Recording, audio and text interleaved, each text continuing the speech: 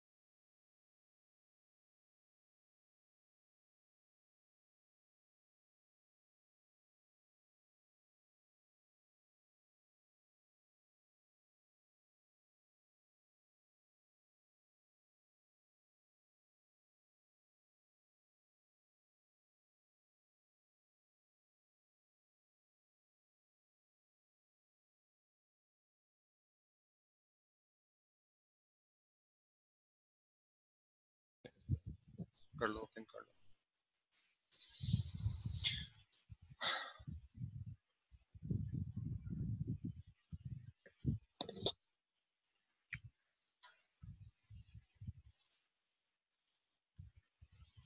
जी, अस्सलाम वालेकुम।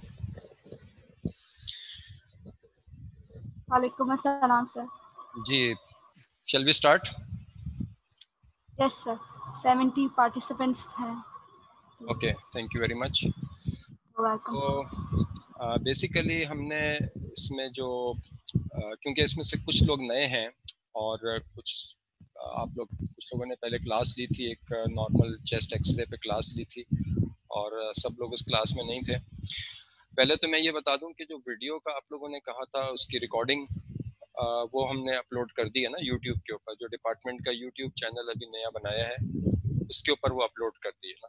तो आप लोग पिछली क्लास की जो रिकॉर्डिंग है वो भी आप उसमें जाके देख सकते हैं। नंबर 1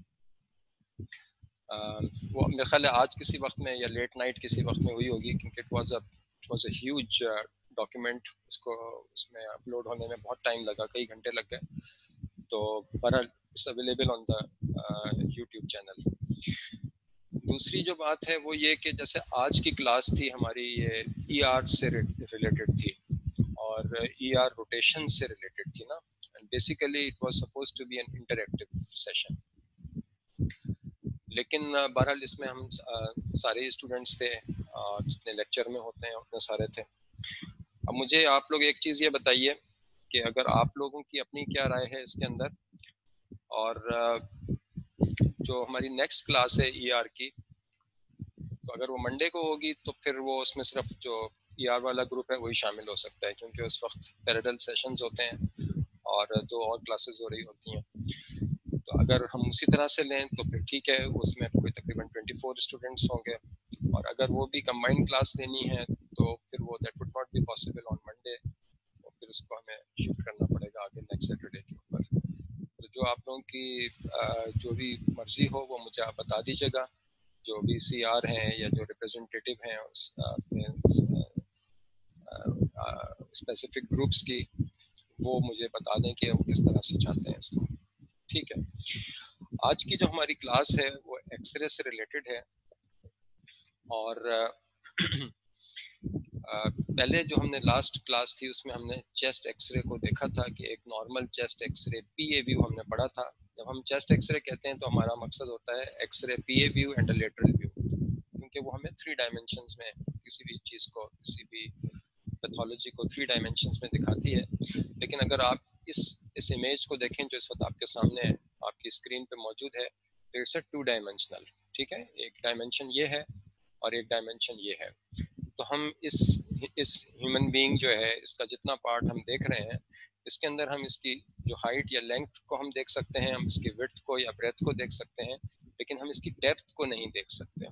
ठीक है, अगर हमें यहाँ पे एक लीजन नज़र आता है फॉर एग्जांपल, तो हम ये नहीं कह सकते कि ये लीजन जो है वो बिल्कुल एंटीरियर चेस्ट वॉल में है, इसकी जेब में कोई चीज़ रखी हुई है, या इसकी स्किन के ऊपर कोई लीजन है, या इसके सॉफ्ट टिश्यूज में है एंटीरियर वॉल के, या ये विद इन द लंग्स है, या बैक ऑफ द जो इसकी बॉडी की बैक है उसके अंदर कोई पैथोलॉजी है। उसके लिए फिर अगर हम उसको साइड व्यू से देखेंगे तो फिर हम देख सकते हैं। I think this is understandable, इसमें कोई इतना मुश्किल नहीं है। तो this is 2 dimensional, this is not 3 dimensional. Ideally once a chest x-ray is requested and if you see a pathology where you are not sure कि ये क्या है, तो हम उसका लेटरल व्यू भी करते हैं। लेटरल व्यू को अलग से पढ़ना पड़ता है, उसको अलग से सीखना पड़ता है, और वो उसमें भी राइट लेटरल और लेफ्ट लेटरल होते हैं। तो उसको पढ़ना और समझना जो है वो एक अलग सब्जेक्ट है। वो अगर आप चाहेंगे तो हम उसके ऊपर भी कर लेंगे। लेकिन ये चेस्ट एक्सरे वो चीज़ है पीए व्यू, जो कि क्लास के अगर 75 स्टूडेंट्स हैं तो सारे 75 स्टूडेंट्स को they must know how to read the chest x-ray. So this is the minimum requirement. तो हम वही चीज़ें क्लास में अमूमन डिस्कस कर रहे होते हैं जो कि सब लोगों को आनी चाहिए, और एक ख़ास हद तक एक रीजनेबल लेवल तक आप लोगों को इन चीज़ों का पता होना चाहिए। So we are just going to recap what we have learned in the first class. थोड़ा सा आप लोगों को आइडिया होगा कि ये एक चेस्ट एक्सरे है, और इस फिल्म के अंदर हमें dark black, greyish, blackish, whitish, white and different shades of grey, ठीक है, ये हमें नज़र आ रहे हैं इसके अंदर। ठीक है, तो ये डिफरेंट डेंसिटीज़ हैं डिफरेंट स्ट्रक्चर्स की।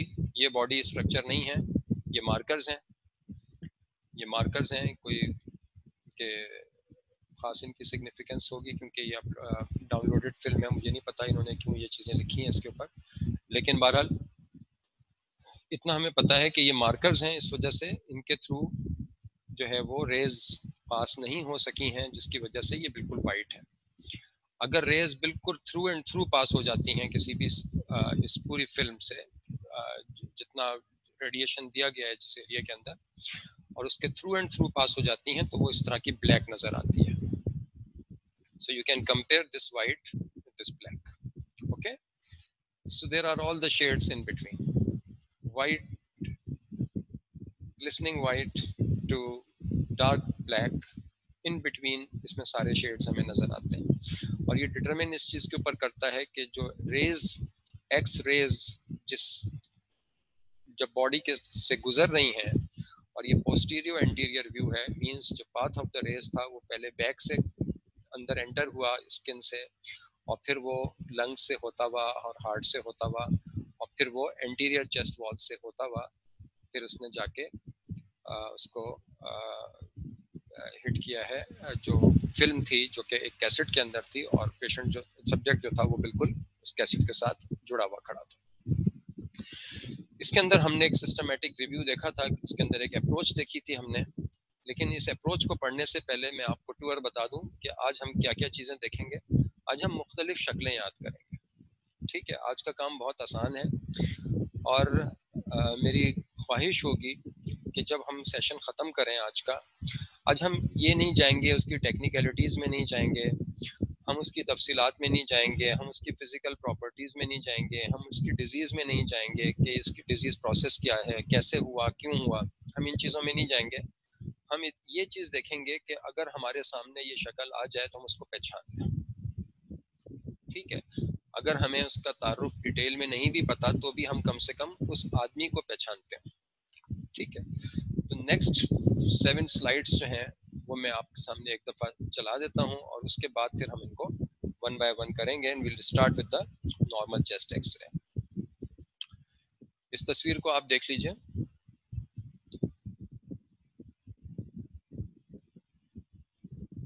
This is pleural effusion. Previous one was a pneumothorax. This is pleural effusion. This is a nodule or a mass. This is consolidation. This is collapse.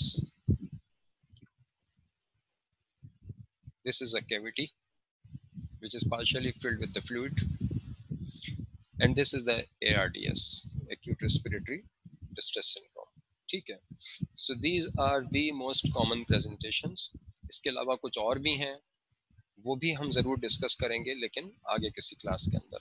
Okay, so these are the most common presentations और हमें देखना ये है कि how they are different from the normal X-ray. ठीक है, मिसाल के तौर पे ये जो एक्सरे हम देख रहे हैं, ये जो देख रहे हैं, इनमें और इस एक्सरे में क्या फ़र्क है। तो सबसे पहले तो ज़रूरी है कि हमें नॉर्मल एक्सरे का पता हो। ठीक है, नॉर्मल एक्सरे में क्या क्या चीज़ें होती हैं वो हमें पता होनी चाहिए। नॉर्मल एक्सरे के अंदर हम बोन्स देखते हैं जिसके अंदर ये क्लेविकल है, ये राइट क्लेविकल है, this is the right clavicle, this is the left clavicle. Okay, ये जो चीज़ें आप देख रहे हैं ये रिब्स हैं, ये इसकी रिब केज है, यहाँ पे ओवरलैपिंग हो रही है रिब्स की एक दूसरे के ऊपर, इसलिए ये ज़्यादा डेंस हमें नज़र आ रही हैं। ठीक है, यहाँ पे आप देख रहे हैं ये thoracic cage है made up of ribs and the intercostal muscles.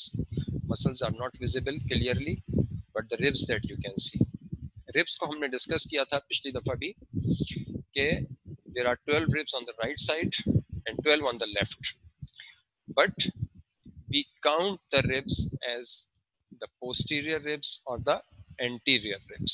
ठीक है, तो हम कैसे काउंट करते हैं, पोस्टीरियर रिब्स को और एंटीरियर रिब्स को हम काउंट करते हैं अलग अलग। ठीक, तो पोस्टीरियर रिब्स जो होती हैं, ये पहली रिब जो होती है ये इस तरह से आती है और ये ओवरलैप कर रही होती है कहीं क्लेविकल के साथ किसी हद तक। ठीक है, ये दूसरी रिब है, ये भी फर्स्ट रिब है ऑन द लेफ्ट साइड। ठीक है, this is the second rib, ये थर्ड रिब है। आप चाहें तो आगे से पीछे चले जाएं, चाहें तो पीछे से आप इसको ट्रेस करते हुए आगे की तरफ आ जाएं। This is the fourth rib.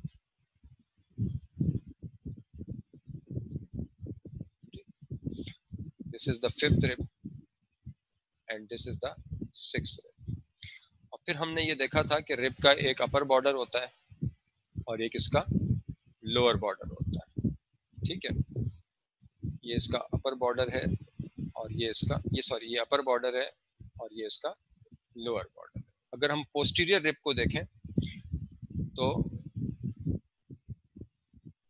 ये इसका लोअर बॉर्डर है और ये इसका अपर बॉर्डर।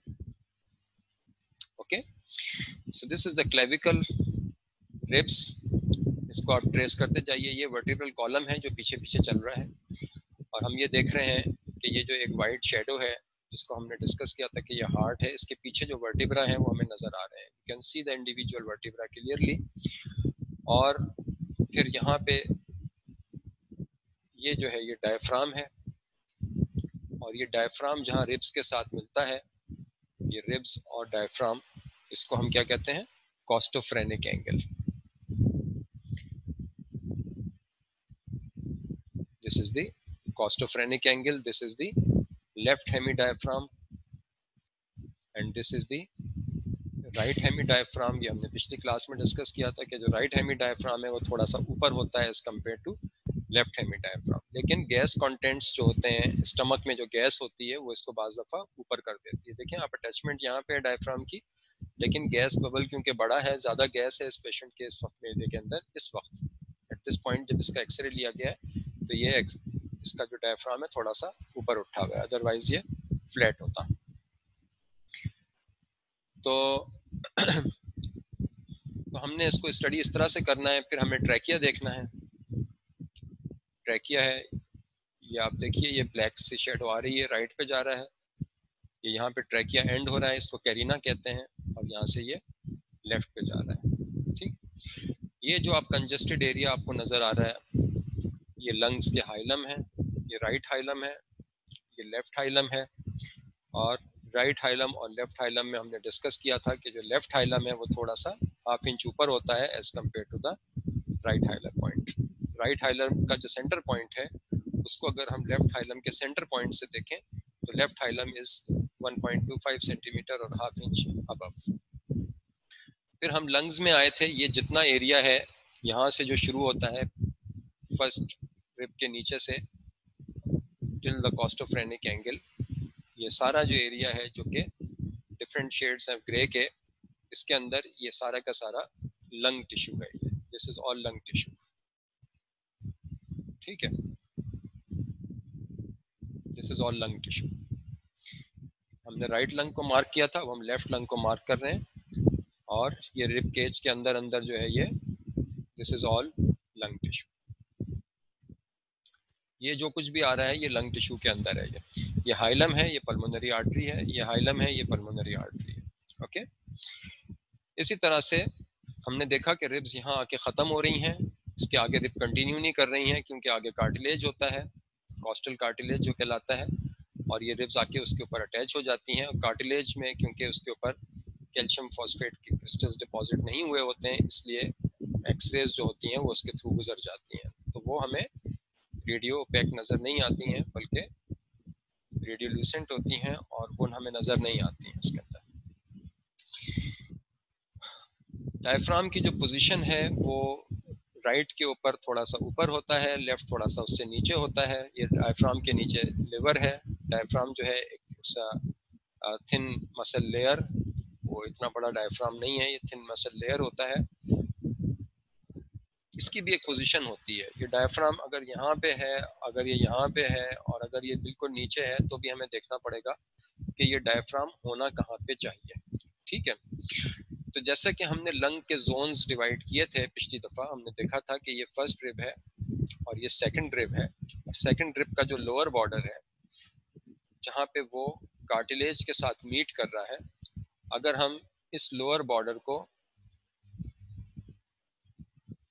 दूसरी तरफ के लोअर बॉर्डर के साथ जोड़ के और एक लाइन ड्रॉ कर दें, और इसके ऊपर का जो एरिया है ये अपर जोन है राइट लंग का, ये अपर जोन है लेफ्ट लंग का। इसी तरह से जो थर्ड रिब है और जो फोर्थ रिब है, फोर्थ रिब है इसका ये लोअर एंड है जहाँ पे ये कार्टिलेज के साथ मीट कर रहा है, और इसी तरह से यहाँ पे भी ये कार्टिलेज के साथ मीट कर रहा है, फोर्थ रिब जहाँ पे कर रही है। और अगर इसको हम एक हॉरिजॉन्टल लाइन ड्रॉ कर दें तो ये इस लाइन और इस लाइन के बीच में जो है वो मिड जोन आ जाएगा, और इस लाइन के नीचे जो भी होगा वो लोअर जोन होगा।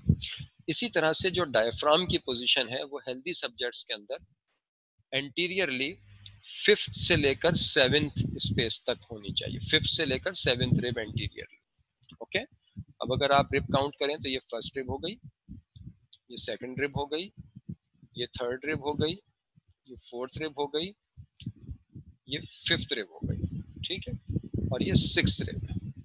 सिक्स्थ रिब यहाँ आके खत्म हो रही है, ठीक है। सेवेंथ रिब जो है ये यहाँ पे आ रही है। लेकिन अगर हम मिड क्लेविकुलर लाइन में देखें, मिड क्लेविकुलर लाइन के अंदर,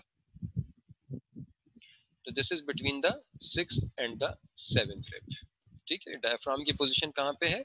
between the sixth and the seventh rib, which is normal, ठीक है। तो ये नॉर्मल कहलाएगा ये, ओके। इसी तरह से लेफ्ट साइड के ऊपर भी हम देख रहे हैं कि ये फर्स्ट रिब है एंटीरियरली, ये सेकंड रिब है, ये थर्ड रिब है, ये फोर्थ रिब है, ये फिफ्थ रिब है, ये सिक्स्थ रिब है और सेवेंथ रिब है। तो यहाँ पे भी ये सिक्स्थ रिब के ऊपर मिड क्लेविकुलर लाइन से अगर हम देखेंगे तो it is falling in between the sixth and the seventh rib. Is this okay?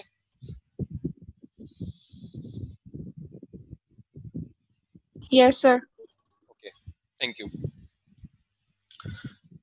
फिर हमने देखा था हार्ट शेडो को, anything in between the two lungs, ये लंग हो गया और ये लंग मार्किंग आ गई, okay. Anything between the two lungs is called mediastinum, ठीक है। ये मीडिएस्टिनम यहाँ से शुरू है ऊपर से, लेकिन हम यहाँ पे इस इमेज की बात कर रहे हैं। ये जो वाइटिश शेडो है, ये जो है, ये इसको हम हार्ट शेडो कहते हैं। और हमने पिछली क्लास में तफसील से ये बात डिस्कस की थी कि ये हार्ट के साथ साथ जो ग्रेट वेसल्स हैं इसमें वो भी शामिल हैं। एओर्टा है, एओर्टा आप देखिए ये कर्व करके वापस आ रही है, और पल्मोनरी आर्टरी है, लेफ्ट एट्रियल अपेंडेज है, और फिर लेफ्ट वेंट्रिकल है, ठीक है। इसी तरह से यहाँ पे ये राइट एट्रियम है जो कि राइट बॉर्डर को बना रहा है, और ये सुपीरियर वेना केवा है। तो सुपीरियर वेना केवा, एओर्टिक नकल, pulmonary trunk, these are not the part of the heart but they collectively participate in the formation of the shadow of the heart। क्योंकि ये एक दूसरे के साथ जुड़े हुए हैं इसलिए ये एक ही शेडो कास्ट करेंगे। अगर कोई स्ट्रक्चर इससे जुड़ा हुआ ना हो तो वो इसके साथ वो एक शेडो कास्ट नहीं करेगा, वो बिल्कुल हमें अलग से नजर आएगा। लेकिन क्योंकि ये एक साथ जुड़े हुए हैं इसलिए ये एक ही शेडो कास्ट करते हैं, ठीक है। So this is the heart.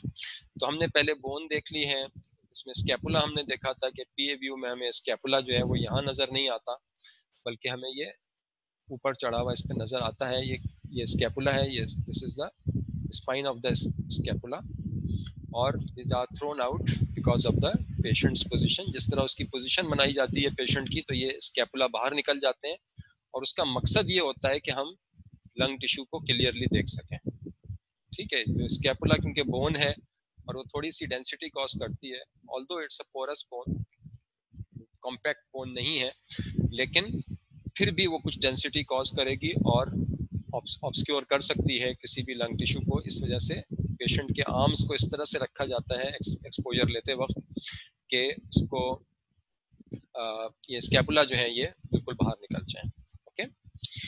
So bone, soft tissues के अंदर ट्रैकिया है और मसल्स हैं, फैट्स हैं, डायफ्राम है, और फीमेल पेशेंट के अंदर ब्रेस्ट शेडो थी, हमने लास्ट टाइम डिस्कस किया था उसको। इसके अलावा फिर हम लंग्स को देखते हैं, लंग्स यहाँ से लेकर यहाँ तक आ रहे हैं, इसकी एक आउटलाइन होती है। और ये क्यों ब्लैक नहीं होते, ये क्यों ऐसे नज़र नहीं आते, हालांकि लंग्स में एयर होती है, ये ऐसे क्यों नहीं नज़र आते? उसकी वजह ये होती है कि इसके अंदर ये वेसल्स होती हैं, जो वेसल्स, ये मेन पल्मोनरी ट्रंक है, आप देखें कितनी साफ नज़र आ रही है, और ये वेसल्स जो होती हैं उनकी वजह से ख़ास तौर पे लोअर पार्ट के अंदर ज़्यादा वेसल्स होती हैं, अपर में कम होती हैं, इसलिए ये ज़्यादा ब्लैक होते हैं as compare to the lower जो कि ज़्यादा हमें वाइटिश या ग्रेइश नज़र आ रहे होते हैं। लेकिन इसके मुकाबले में ऊपर का जो पार्ट होता है वो ज़्यादा ब्लैकिश होता है, क्योंकि उसमें वो ऑलिगेमिक जोन होता है, वहाँ पे ब्लड कम होता है, एयर ज़्यादा होती है, यहाँ पे वेसल्स ज़्यादा होती हैं, ग्रेविटी की वजह से अपराइट पोजीशन में यहाँ पे आपको ब्लड ज़्यादा मिलता है, तो इसलिए ये थोड़ा सा वाइटिश हमें नज़र आ रहा होता है, okay. So this is how you read the lungs. इसका ये हाइलम बहुत इंपॉर्टेंट पार्ट है, हमने पिछली दफ़ा भी डिस्कस किया था। हाइलम वो पॉइंट होता है जहाँ से स्ट्रक्चर्स जो होते हैं वो किसी ऑर्गन को एंटर या लीव करते हैं। हाइलम की पहचान ये होती है कि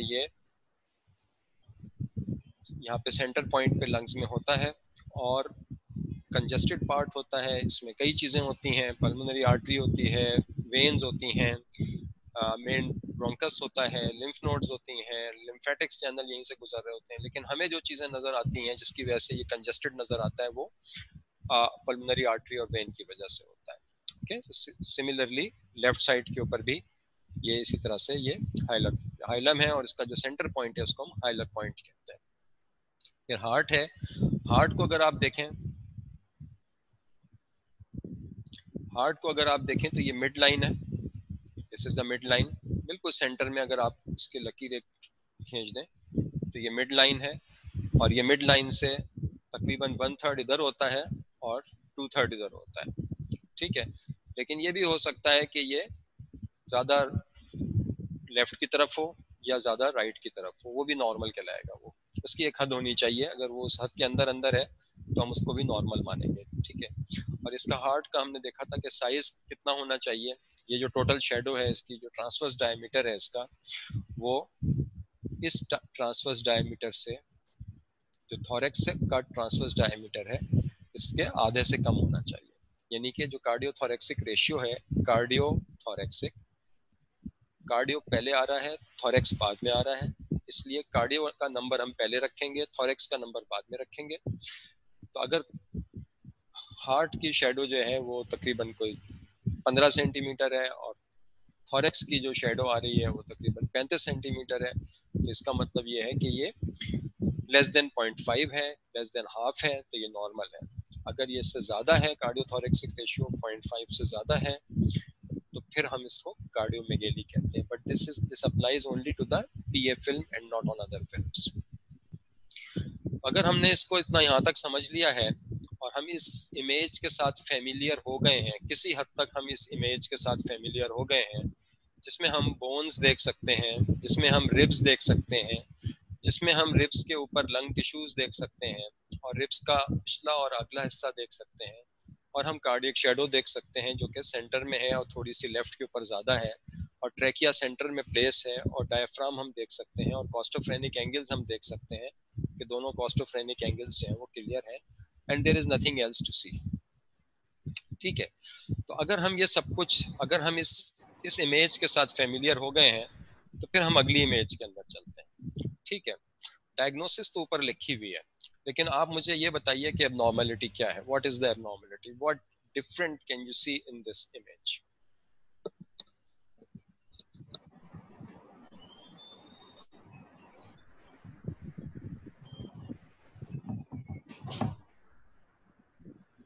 जी,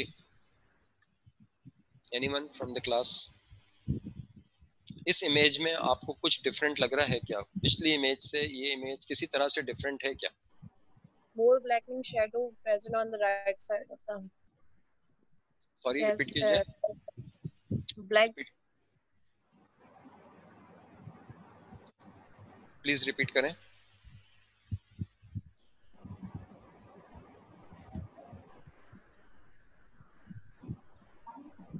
आपने ठीक बताया था लेकिन मैं आपको क्लियरली सुन नहीं सका, प्लीज रिपीट कर दीजिए। Black loosened shadow are present on the right lung and decreased marking of the lung और right side नॉर जो right side है वो abnormality शो कर रही है, उसमें एयर प्रेजेंस है, ब्लैकनिंग शेडो लग रहा है, और लेफ्ट साइड जो है वो कंपेयर नॉर्मल है। ओके, तो अगर हम पहला स्टेप देखें ना, इसका फर्स्ट स्टेप, जो चीज हमें नजर आ रही है ना, जिससे हम पहचान लेंगे इसको कि ये क्या है, आपके आपके पॉइंट्स बिल्कुल ठीक है, वैलिड है ना आपके पॉइंट्स, ठीक है। तो पहले तो हमने ये देखना जरूरी है कि ये लेफ्ट साइड है, ये ऊपर लेफ्ट लिखा हुआ है, ठीक है। हमें जो एक वाज़ेह चीज नजर आ रही है, फर्स्ट इम्प्रेशन हमें मिल रहा है, वो हमें ये मिल रहा है कि ये जो जहाँ पे लंग होना चाहिए, राइट लंग, ये ज्यादा ब्लैक है as compare to the left lung, ठीक है। तो हमने किस तरह से इसको इंटरप्रिटेट किस तरह से करना है कि ये जो दो साइड्स हैं ये कंपेरेबल नहीं है। ये ब्लैक ज्यादा है, ये वाइटिश ज्यादा है। तो पहली तो हमने ये चीज डिटेक्ट कर ली कि कुछ there is something wrong in this X-ray. Okay, this is not a normal X-ray. अब देखना ये है कि प्रॉब्लम है कहाँ पे। तो अगर आप और से देखें तो इसमें एक और एबनॉर्मेलिटी हमें नजर आ रही है, और वो ये शेडो है। ये शेडो हमें नॉर्मल लंग में नजर नहीं आ रही थी। जो नॉर्मल एक्सरे था उसमें हमें ये शेडो नजर नहीं आ रही थी। तीसरा, अगर आप और इसको मजीद गौर से देखें तो आप देखेंगे कि there is no hilum present here. Right side पे हाइलम नहीं है। मजीद गौर करेंगे तो आपको पता चलेगा कि जो पल्मोनरी आर्टरी होती है वो भी नहीं है यहाँ पे। ठीक है, इसको कंपेयर कर लें जरा वापस जाके।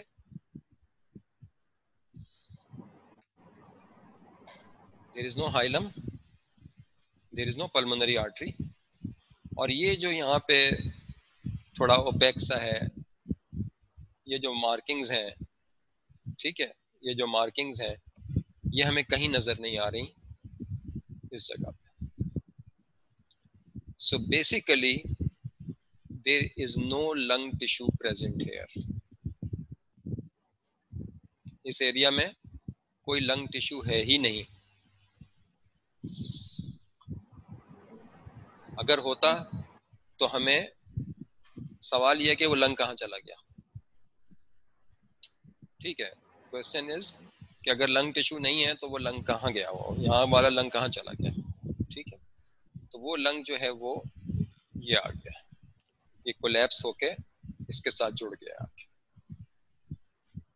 ये इसका हाइलम की तरफ सुकड़ गया, जैसे गुब्बारा पिचक जाता है।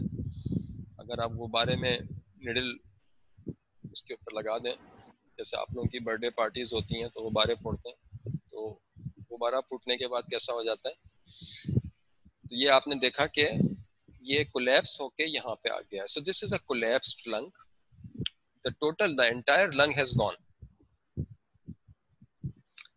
There is no lung here, and this is occupied by the space of the lung has been occupied by air. That is why it is appearing black. अब आप देखिए कि यहाँ पे रिब ज्यादा क्लियर नजर आ रही हैं क्योंकि लंग टिश्यू यहाँ से गायब हो चुका है। इसको हम न्यूमोथोरेक्स कहते हैं।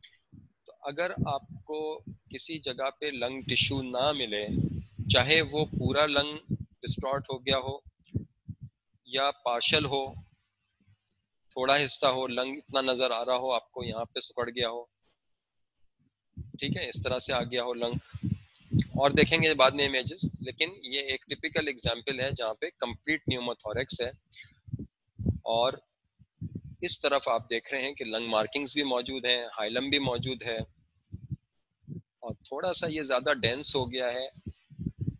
इसलिए डेंस हो गया है कि ये मीडियस्टिनम शिफ्ट हो गया है इस तरफ। अगर आप देखें तो थोड़ा सा मीडियस्टिनम, ट्रैकिया जो है वो सेंटर में होता है, थोड़ा सा टुवर्ड्स राइट को जाता हुआ नजर आ रहा है। बहुत ज्यादा नहीं है लेकिन थोड़ा सा राइट पे जा रहा है, और ये मीडियस्टिनम जो है वो शिफ्टेड है। हार्ड शेडो जो है वो थोड़ी बाहर को निकल गई। So basically this is pneumothorax where the lung has collapsed and you can see air everywhere in place of lung tissue.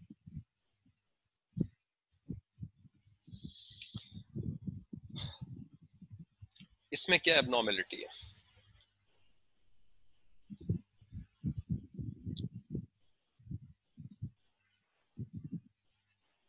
जी कोई बताएगा?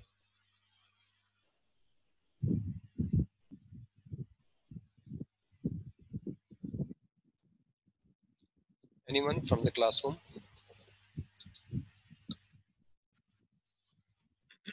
सर जो लेफ्ट साइड है वहाँ पर ज्यादा वाइटिश है as compare to normal. Left side के किस पार्ट में? सर लोअर पार्ट में। लोअर पार्ट में, ठीक है।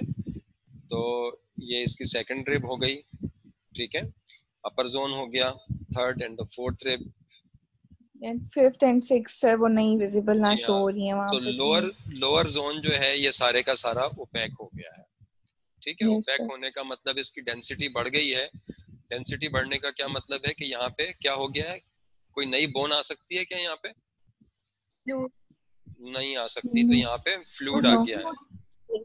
ठीक है, यस सर। फ्लूइड या ब्लड आ गया है यहाँ पे, और ये एरो यहाँ पे इसको आइडेंटिफाई भी कर रहा है, ये एरो लगा हुआ है, ये बता रहा है कि यहाँ पे जो ब्लैक होना चाहिए था इस तरह का, ऐसा होना चाहिए था, वो यहाँ पे बिल्कुल वाइट है। इट्स टोटली वाइट है, और ये ऊपर की तरफ जा रहा है ये ऐसे। तो क्या चीज यहाँ पे गायब है? इस तरफ जो चीज मौजूद है और यहाँ पे नहीं है, वो मुझे बताइए क्या चीज है। सर एक तो एंगल्स नजर नहीं आ रहे, कोस्टोफेनिक एंगल एंगल्स जो नजर, होते हैं लेंस नहीं आ रहे। Very good, very good. ठीक है ना, हमें यही देखना है। ये बड़ा इफ्यूजन है, अगर ये छोटा इफ्यूजन होता हमें तब भी पिक कर लेना चाहिए था। ठीक है, तो अगर कॉस्टोफ्रेनिक एंगल ऑब्लिटरेटेड है, ठीक है, यहाँ हम देख रहे हैं कि there is no costophrenic angle. ठीक है, कॉस्टोफ्रेनिक एंगल विजिबल नहीं है। कॉस्टोफ्रेनिक एंगल ऐसा होता है, ये एक्यूट एंगल होता है। अगर यहाँ पे फ्लूइड आना शुरू हो जाए और बढ़ता रहे तो ये इस तरह से सारा इसको वाइट कर देगा। ठीक है, तो इसका मतलब यह है, इसको हमें पता है, हमारी बैकग्राउंड नॉलेज जो है वो बताती है कि इसको हम प्लूरल इफ्यूजन कहते हैं। ठीक है, प्लूरा के अंदर फ्लूइड आ गया, प्लूरा के बाहर जो प्लूरा की दो सरफेसेस हैं, विसरल और पैरेटल प्लूरा, उसमें फ्लूइड आ गया। तो अगर आप इस तरह की कोई तस्वीर देखें जिसमें कॉस्टोफ्रेनिक एंगल ऑब्लिटरेटेड हो और वो वाइटिश होना शुरू हो गया हो एरिया, चाहे वो छोटा हो, चाहे बड़ा हो, चाहे ऊपर तक चला गया हो, तो इसको हम क्या कहेंगे? वो बायलेटरल भी हो सकता है, वो बायलेटरल भी हो सकता है। ठीक है, तो उसको हम क्या कहेंगे? Pleural effusion. Yes sir. अच्छा, अब बताइए जरा कि इसमें क्या आपको नजर आ रहा है? सर लेफ्ट साइड पे मैस नजर आ रहा है मिड में, थर्ड एंड फोर्थ रिब के बीच में। ठीक है, फोर्थ एंड फिफ्थ के सर। ठीक है, तो हमने इसको ऊपर क्या लिखा है? नोड्यूल और मास। तो हम इसको नोड्यूल कब कहते हैं और मास कब कहते हैं, ये हमें पता होना चाहिए। अगर 3 सेंटीमीटर से कम है नॉर्मल फिल्म में, ठीक है, ये मैग्नीफाइड वो है, इमेज है, या ये does not correspond to the actual size of the X-ray, लेकिन अगर वो एक राउंडेड ओपेसिटी हो, this is opaque and this is rounded.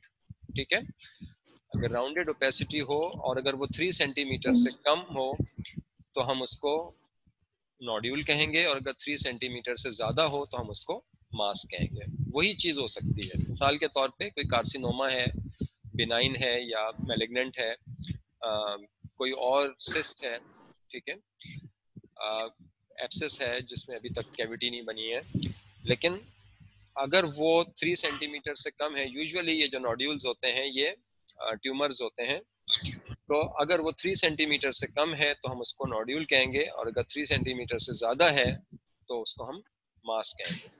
बाकी आप देखें तो एक्सरे ठीक है, इसके अंदर बोन्स भी ठीक हैं, रिब्स भी आपको नज़र आ रही हैं। इसके अंदर एक बुरी चीज़ जो है वो ये है कि हमें कॉस्टोफ्रेनिक एंगल नज़र नहीं आ रहे। Technically it's not a good film. ठीक है, आप लोग मुझे क्लियरली सुन सकते हैं? कोई इंटरप्शन तो नहीं है? No sir, Okay. सुन रहे हैं सही है। Okay, thank you. जी जनाब, बताइए। सर राइट लंग में लोअर पार्ट में ओपेसिटी ज्यादा है, ओपेक है। ठीक है, very good, lower. Very good. ठीक है, अब मुझे कोई और बताए, आप तो माशाल्लाह सारे सवालों के जवाब दे रही हैं, लेकिन मुझे कोई और स्टूडेंट बताए कि इस ओपेसिटी में और जो हमने ये वाली ओपेसिटी देखी थी, इन दोनों ओपेसिटीज में क्या फर्क है? इस ओपेसिटी में और इस ओपेसिटी में क्या फर्क है? What is the difference between the two opacities? जी, anyone who would like to respond? Sir costophrenic angle जो है वो नजर आ रहा है इसमें थोड़ा बहुत। ठीक है, कॉस्टोफ्रेनिक एंगल अगर आप गौर से देखें तो इसमें भी थोड़ा सा ब्लंटेड है ना, थोड़ा सा आप देखिए, एंगल जो है वो थोड़ा सा ब्लंटेड है, लेकिन आपकी बात सही है, हो सकता है यहाँ पे रिब आ रही हो ना, जिसकी वजह से ये ब्लंट होता हुआ है। लेकिन अगर हम इस ओपेसिटी को ओवरऑल देखें, इस ओपेसिटी को homogeneous appearance in the case of pleural effusion. जी, अगर ये बिल्कुल वाइट होता ना ये, ठीक है, इसके अंदर ये हमें एयर का मिक्सचर नजर ना आ रहा होता। ये बेसिकली आप देखिए तो इसके अंदर हमें थोड़ी थोड़ी एयर भी नजर आ रही है। ये ब्लैकिश एरियाज जो नजर आ रहे हैं हमें, ये ग्रेइश एरियाज, ठीक है, ये क्या है, ये एयर है, ठीक है, लेकिन वाइट भी है, ये ऐसा नहीं है। ये नॉर्मल लंग टिश्यू है, ये भी लंग है, लेकिन आप देखिए ये वाइट हो गया है। इसका जो ये निचला वाला हिस्सा है इस लंग का, ये लंग बिल्कुल नॉर्मल है, लेकिन ये जो लंग है इसका जो निचला हिस्सा है ये वाइटिश हो गया है, लेकिन कंप्लीट वाइट नहीं हुआ है। तो अगर ये कंप्लीट वाइट ना हो तो ये नॉन होमोजेनस ओपेसिटी कहलाएगी, और वो पिछली वाली जो थी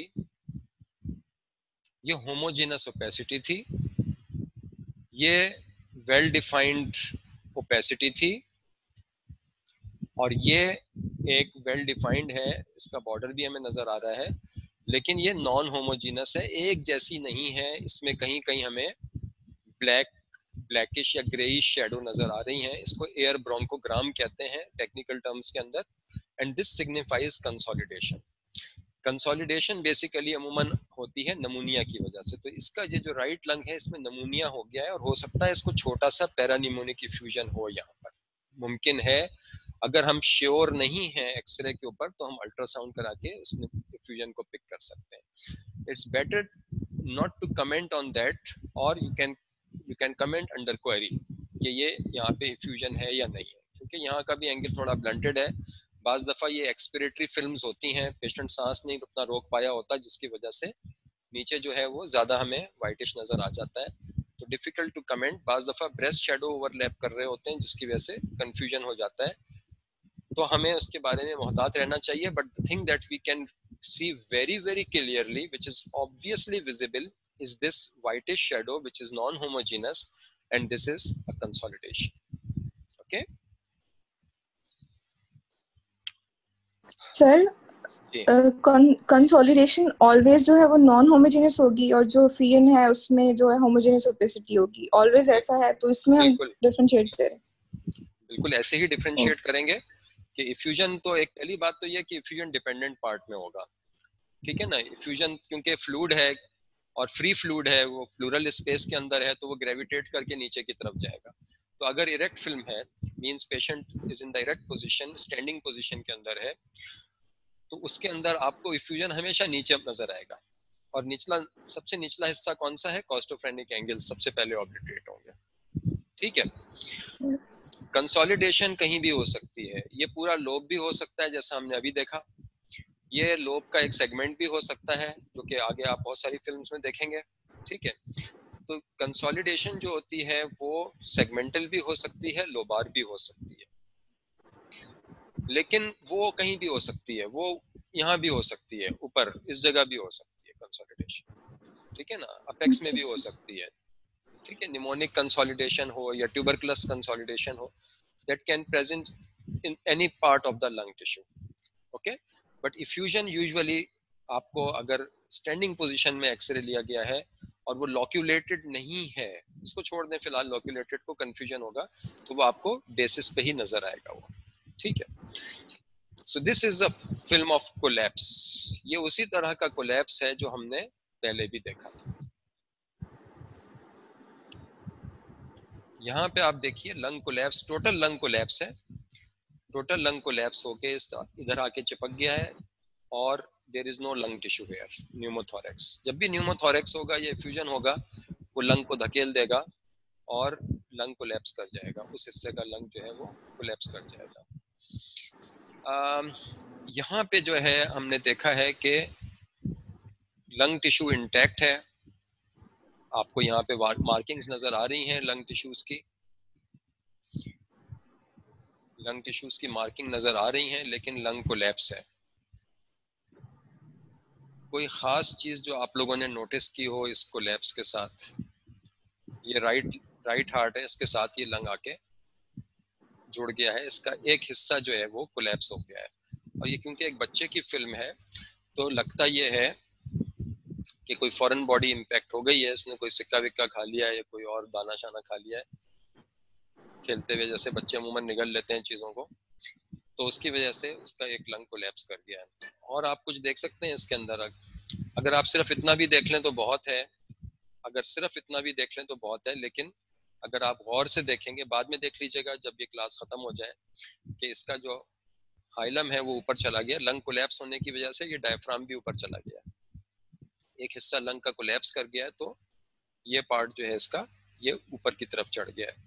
अगर आप देखें 1 2 3 4 और ये 5th रिब से 5th रिब है, ये this is the first rib,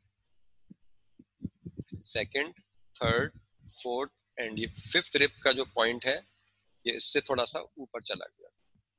normally 5th से 7th रिब तक होता है, लेकिन ये उससे थोड़ा सा ऊपर है। Excuse me. तो this is showing a volume collapse. तो जब वहां से लंग टिश्यू खत्म हो गया तो उसने नीचे से जो प्रेशर था वो ऊपर चला गया है, जिसकी वजह से ये डायफ्राम ऊपर आ गया है, ये डायफ्राम ऊपर आ गया है। ठीक है, अगर ये नहीं भी समझ में आया तो कोई बात नहीं है, आप सिर्फ इस पॉइंट को देख लीजिए, ये जो पॉइंट है इसको आप देख लीजिए। Okay, yes sir. जी जनाब, इसमें बताइए क्या है, what is the abnormality, where is the abnormality? Sir right side पे, अपर साइड पे थोड़ी सी कैविटी टाइप जो भी है वो बना हुआ, लाइक सर्कल में। हाँ, ये तो ऊपर लिखा हुआ ही है कि ये कैविटी है, आपने बिल्कुल सही इसको आइडेंटिफाई किया कि ये राइट साइड के ऊपर है और यही है, लेकिन आपने जोन उसका गलत बता दिया। Middle zone is filled with the partial Yes, tube. sorry, middle zone. जी, mostly it is in the middle zone. ठीक है, it is partly encroaching upon the upper zone, या हम कह सकते हैं कि it is occupying the middle zone and some part of the upper zone. ठीक है, ये फर्स्ट रिब है, ये फर्स्ट रिब है, ये फर्स्ट रिब है, ये सेकंड रिब है, ये सेकंड रिब है। ठीक है, तो इसका कुछ हिस्सा जो है वो अपर जोन में आ रहा है, बाकी ये जो है ये वेल डिफाइंड, एक आप देख रहे हैं वेल डिफाइंड सर्कुलर रिंग है, इसको हम कैविटी कहते हैं, कैविटेशन। ठीक है, जरूरी नहीं होता कि उसके अंदर आपको ये लेवल नजर आ रही हो, ये फ्लूइड हो इसके अंदर। ठीक है, ये हरगिज जरूरी नहीं होता, लेकिन हो भी सकता है। ठीक है, अगर इसके अंदर ये फ्लूइड लेवल है तो आप कहेंगे cavity with a fluid level. ये क्यों हम इसको फ्लूइड लेवल कह रहे हैं कि ये ओपेक है। ठीक है, ये ओपेक है। पीछे हमें लंग टिश्यू नजर आ रहा है, ब्लैक लंग टिश्यू, बिल्कुल ऐसा ही लंग टिश्यू यहाँ नजर आ रहा है, लेकिन हम ये देख रहे हैं कि ये एक रिंग बना हुआ है। ठीक है, ये एक रिंग बना हुआ है और इस रिंग में एक ओपेसिटी है और पार्टली ये लूसेंट है, पार्टली ओपेक है। तो ये जो ओपेक है और अपनी लेवल भी मेंटेन कर रहा है, तो लेवल क्यों मेंटेन कर रहा है? जैसे आप किसी में गिलास में या कप में पानी डालें तो वो अपनी लेवल मेंटेन करता है, तो इसी तरह से यहाँ पे ये लेवल मेंटेन कर रहा है। तो ये फ्लूइड है, this is maybe an abscess. इसको हम कह सकते हैं कि ये एब्सेस है जो पार्टली निकल चुकी है बाहर और पार्टली अभी अंदर मौजूद है। लेकिन हो भी ये भी हो सकता है, आप कैविटीज ऐसी भी देखेंगे जिसमें ये सिर्फ आपको राउंडेड एक सर्किल नजर आएगा।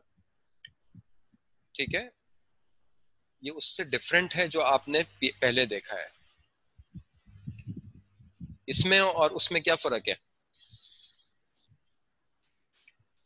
ये जो नोड्यूल सर, जो नोड्यूल वाला है वो टोटली ओपेक था वैसे, और दूसरा ठीक है, वेरी गुड। ये हमें होमोजेनस वाइट नजर आ रहा है विद सम ब्लरिंग, और यहाँ पे जो है हमें सिर्फ आउटलाइन नजर आ रही है। ठीक है, यहाँ पे आउटलाइन नजर आ रही है ना। ठीक है, ये पूरा ओपेक नहीं है। अगर ये पूरा ओपेक होता तो हम इसे क्या कहते हैं? नोड्यूल या मैस कहते हैं इसको, हम मैस कहते हैं ना। ठीक है, एक बड़ा साइज है इसका। Okay, so this is basically cavitation. इसमें आपको क्या नजर आ रहा है? Subcutaneous air infiltration both lungs. कुछ तो इसमें ये लकीरें हैं, ये आप देख रही हैं, ये एक लकीर पड़ी हुई है, ये जो नीचे भी जा रही है ना, ये इसके चेस्ट की हदूद से बाहर भी जाती हुई नजर आ रही है ना, इसी तरह से एक ये भी है, ये भी ऐसे आ रही है। ये क्या चीजें हैं ये, और ये क्या चीज है ये?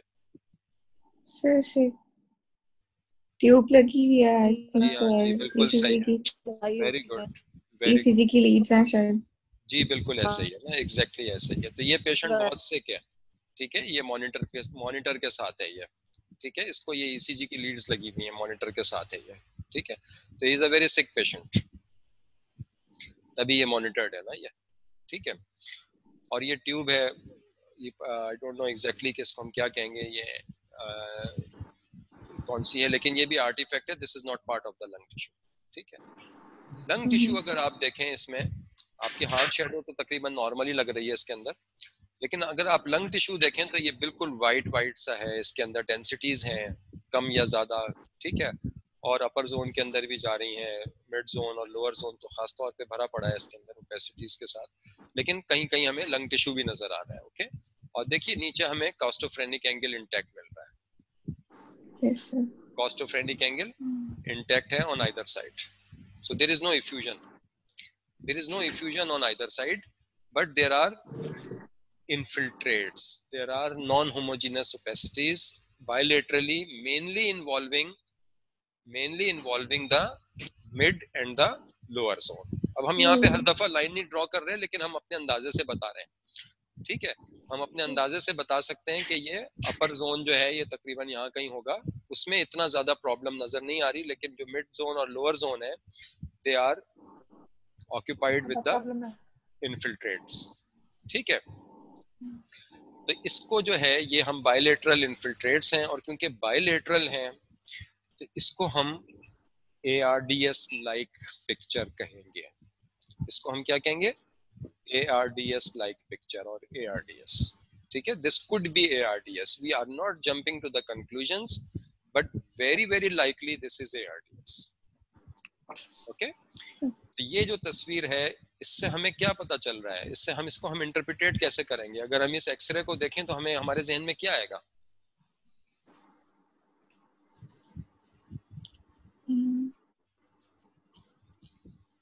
इसमें हमारे जहन में ये आना चाहिए कि जो नॉर्मली एयरेटेड लंग होता है वो तो थोड़ा सा बचा है, ठीक है, जो नॉर्मल एयरेटेड लंग है वो बहुत थोड़ा सा बचा है, और बाकी जो लंग है वो सारे का सारा उसमें इन्फिल्ट्रेट्स आ गए हैं, उसमें नॉन कार्डियोजेनिक पल्मोनरी एडिमा है। अगर आप ARDS को पढ़ें जाके अभी थोड़ी देर के बाद तो आपको पता चलेगा कि ये नॉन कार्डियोजेनिक पल्मोनरी एडिमा है, यहाँ पे पल्मोनरी एडिमा हो गया है इसको दोनों तरफ, और it is occupying most part of the lungs. तो इस मरीज के हालात बहुत ख़राब हैं इस वक्त, क्योंकि इसके पास ब्रीदिंग स्पेस नहीं बची है, इसके जितने भी एल्वेलाई थे वो पानी से भर चुके हैं, थोड़ा सा स्पेस ऊपर हमें नज़र आ रही है जहाँ पे ब्लैकनिंग है, बाकी जो एरियाज हैं वो सारे के सारे पानी से भर चुके हैं, and he is struggling for his life. This patient right now is struggling for his life, okay, and this is a common presentation in COVID patients. आजकल जिस चीज़ का जिक्र है, जिसकी वजह से आप लोग वहाँ घर बैठे हैं और मैं यहाँ घर से आपकी क्लास ले रहा हूँ, तो ये COVID-19 कोरोना वायरस की जो डिजीज़ है उसके नतीजे में लंग्स में इस तरह की ये पिक्चर हमें नज़र आती है। तो this is typical of ARDS. ARDS has so many reasons, बहुत सारी मेडिकल कंडीशंस हैं जिसकी वजह से ARDS होता है। अगर आप इसको पढ़ेंगे जाके, इसका टेबल देखेंगे तो इसमें आपको 20-30 वजूहात नजर आएंगी जिसकी वजह से ARDS हो सकता है, and one of the causes of course is COVID. So here we finish. आज की हमारी क्लास इतनी है। मैं आप लोगों से एक रिक्वेस्ट करूंगा कि आप लोग अपनी क्लास ऑफ करने से पहले, या भले आप ऑफ कर दें, लेकिन प्लीज़ ये जो आपके पास प्रेजेंटेशन मौजूद है एक्सक्यूज मी, ये तस्वीरें आप प्लीज़ याद कर लीजिए। These are the some of these pictures are very very common, आप बहुत जल्दी देखेंगे, अक्सर देखेंगे, और कुछ इसमें से ऐसी हैं जो कि मेडिकल इमरजेंसीज हैं, जिसमें अगर आपने देर की तो बहुत फिर शायद हम सब कुछ लूज कर दें। मिसाल के तौर पे ये टेंशन न्यूमोथोरेक्स है, इसमें मीडियस्टिनम शिफ्ट हुआ हुआ है, इसको अगर हमने फौरी रिलीफ नहीं दिया तो ये पेशेंट मर सकता है। इसको कोई ऐसी इमरजेंसी नहीं है, इसमें बहुत सारा लंग टिश्यू मौजूद है, ठीक है। ये प्लूरल इफ्यूजन है, although it is of significant size, लेकिन पेशेंट क्रिटिकली इल नहीं लग रहा है। यहाँ पे ये मास है, इसकी इन्वेस्टिगेशन होनी चाहिए। इस पेशेंट का सारा लंग टिश्यू इंटैक्ट है ऊपर से नीचे तक दोनों तरफ, ये आराम से रह रहा है बिल्कुल। इसको इन्वेस्टिगेट करने की जरूरत है। इसको नमूनिया हो गया है, हो सकता है इसके हालात बुरे हों और ये इस वक्त जो है थोड़ा शॉर्ट ऑफ ब्रेथ हो, बुखार उखार चढ़ा हुआ हो, इसको चेस्ट पेन हो सकता है यहाँ पे हो रहा हो इसको, या नीचे एब्डोमेन में कहीं पेन हो रहा हो और खांस रहा हो और इसको स्प्यूटम आ रहा हो फ्रॉदी, तो इसको एंटीबायोटिक कवर और अच्छे एंटीबायोटिक कवर की जरूरत है क्योंकि पूरा लोब इन्वॉल्व है। लेकिन ये भी क्रिटिकली इल नहीं लग रहा पेशेंट क्योंकि लंग टिश्यू बहुत सारा इंटैक्ट है इसका। ठीक है, इसका लोब कोलैप्स हो गया है। ये बच्चे का एक्सरे, बच्चा बड़े आराम से बर्दाश्त कर जाएगा ये सारा कुछ, इसके पास हेल्दी लंग, ठीक है ना, ये सारा लंग इसका बहुत हेल्दी है। तो जो छोटा एक हिस्सा इसका कंसोलिडेट हो गया है या कोलैप्स कर गया है, उसके बगैर भी बेचारा काम चला लेगा जब तक इसको हम रिलीफ दें इसके अंदर। अगर हम इसकी फॉरेन बॉडी रिमूव कर देते हैं, जो कि इसमें नजर नहीं आ रही, लेकिन अगर हम इसको मैनेज कर लेते हैं तो हो सकता है ये लंग टिश्यू नॉर्मल हो जाए फिर से। ये भी एक लिमिटेड एरिया के अंदर है, बाकी lot of lung tissue is remaining. Heart भी सही है, हार्ट भी सही है, लंग टिश्यू भी सही है। इसमें भी हमें कोई इमरजेंसी नजर नहीं आ रही है, लेकिन ऑब्वियसली इसमें हमें नजर आ रहा है कि कैविटी है, कैविटेटिंग लीजन है, पस वगैरह है इसके अंदर, तो इसको एंटीबायोटिक्स की, शायद आईवी एंटीबायोटिक्स की जरूरत हो, लेकिन patient is not critically ill. ये पेशेंट हमारा बहुत बुरा है, ये बहुत बुरा पेशेंट है और हमें पता है कि ये अस्पताल में है, मॉनिटर्ड है patient, he is in very bad shape. Okay, so some of the x-rays are very very bad और वो हमें रिकग्नाइज करने आने चाहिए। This is just a sample, will see more and more x-rays, depend करता है आप लोगों का इंटरेस्ट क्या है। और अब आप लोगों की जो भी अगर रिक्वायरमेंट हो, if you want to continue the classes on Saturday तो मुझे बता दीजिएगा। आपकी जो सीआर हैं प्लीज कम्युनिकेट विद मी। और अगर आप चाहते हैं कि जी सर, मैं ना सबसे ग्रुप है हमारा, मैं उसमें पूछ के फिर आपको इन्फॉर्म कर दूंगी कि अगर सैटरडे सबके लिए पॉसिबल है तो हम सैटरडे को ही रख सकते हैं। ऐसे सब ज्वाइन कर सकते हैं, वरना रेगुलर डेज में फिर पॉसिबल नहीं होता। और रोटेशंस का भी कुछ पता नहीं, और हमारी डॉक्टर अलमास के बाद भी रेडियोलॉजी की प्रॉपर क्लासेस नहीं हुई, तो ये हम सबके लिए सही रहेगा। डॉक्टर अलमास का तो बेचारी का इंतकाल हो चुका है, अब उनसे तो आप बात जी नहीं जी कर सर, सकेंगे। तो उनकी डेथ के बाद फिर क्लासेस नहीं ली जा रही थी प्रॉपर, सबकी रोटेशन बहुत, उसमें सबका लॉस हुआ है। डॉक्टर अदनान को भी हमने इन्फॉर्म किया था इस बारे में, जैसे ये हुआ। जी, इसी वजह से मैंने आपकी रेडियोलॉजी की क्लासेस ली हैं ना, अदरवाइज मैं मेरा रूटीन में मैं रेडियोलॉजी की क्लासेस नहीं लेता हूँ। और पिछले जो आपके बैचेस थे उनको रेडियोलॉजी जो है वो वहीं पे रेडियोलॉजी डिपार्टमेंट में ही पढ़ाई जाती थी, लेकिन इस वक्त क्योंकि एक इमरजेंसी सिचुएशन थी और हमें क्लासेस जो थी वो एब्रप्टली स्टार्ट करनी पड़ गई और रेडियोलॉजी डिपार्टमेंट जो था वो ऑन बोर्ड नहीं आ सका था। देयर वर सम इश्यूज और उनके जो मैडम के इंतकाल के बाद जो था वो वहाँ पे अभी तक चीज़ें शायद स्ट्रीमलाइन नहीं हो सकी थी। अदनान ने मुझे यही सिग्नल दिया कि रेडियोलॉजी में इश्यूज हैं, मैंने कहा मैं क्लासेस ले लूँगा आपकी, ठीक है।